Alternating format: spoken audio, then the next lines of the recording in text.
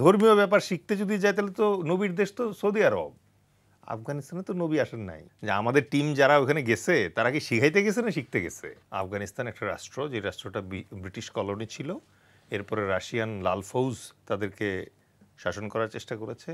Recently US আর্মিও কিন্তু সেখানে আফগানিস্তানকে শাসন করার চেষ্টা করেছে, এবং সর্বশেষ এই তালেবানরা ওই ইউএস আর্মিকে ঝাঁটাপেটা করে বিদায় করে দিয়ে দেশটা এই মুহূর্তে নিয়ন্ত্রণ নিয়েছে, রাইট?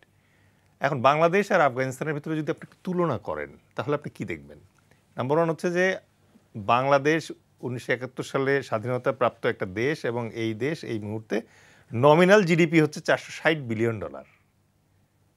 আর আফগানিস্তানের হচ্ছে এই মুহূর্তে 16 থেকে 20 বিলিয়ন ইউএস ডলার।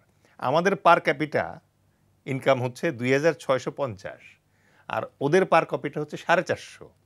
ঠিক আছে, আমরা হচ্ছি পৃথিবীর ইমার্জিং যে ইকোনমি আছে তার ভিতরে 35 নম্বরে আছি। ওরা একেবারে লোয়েস্ট ইকোনমিতে এখনও আছে, মানে ওদের নাম্বারিং করারও টাইম হয় নাই। এবার আসি হচ্ছে সামরিক সক্ষমতায়। আফগানিস্তান তো ল্যান্ডলক কান্ট্রি, কোনো নেভি নাই। ঠিক আছে, আমাদের আর্মি আছে, নেভি আছে, এয়ারফোর্স আছে, এবং গ্লোবাল র্যাঙ্কিংয়ে, এটার বলা হচ্ছে ফায়ার পাওয়ার র্যাঙ্কিং, এই র্যাঙ্কিংয়ে আমরা 145টা কান্ট্রির ভিতরে 35 নম্বরে আছি, আর আফগানিস্তান আছে 79 নম্বরে। বান্ডেল থাকলে প্রতি সেনমানিতে টাকা বাঁচবে। বিকাশ সেনমানি বান্ডেল কিনে জিতুন প্রতি লেনদেনে। তো এখন হ্যাভিং সেইড দ্যাট, আমি আপনার কাছ থেকে যেটা দেখতেছি যে আমার ডিফেন্স বাজেট হচ্ছে 4.8 বিলিয়ন ইউএস ডলার, আর ওর ডিফেন্স বাজেট বছরে 1 বিলিয়নেরও কম। এখন আমি আসলে একটু কনফিউজ যে আমাদের টিম যারা ওখানে গেছে তারা কি শিখাইতে গেছে না শিখতে গেছে? মানে আমি দুইটা দেশের যে কম্প্যারিজন আপনাকে দিলাম তাতে তো আমার কাছে মনে হয় না যে তাদের কাছ থেকে শিখে আসতে হবে। আচ্ছা, ধর্মীয় ব্যাপার শিখতে যদি যায় তাহলে তো নবীর দেশ তো সৌদি আরব। আফগানিস্তানে তো নবী আসেন নাই। আমরা এখানে যে 3 জন বসে আছি, 3 জন 3 রকমের ড্রেস পরছি। আমি জাস্ট সিম্পল হাফ শার্ট পরে আসছি, ভাই পাঞ্জাবি পরে আসছে, আপনি স্যুট পরে আসছেন।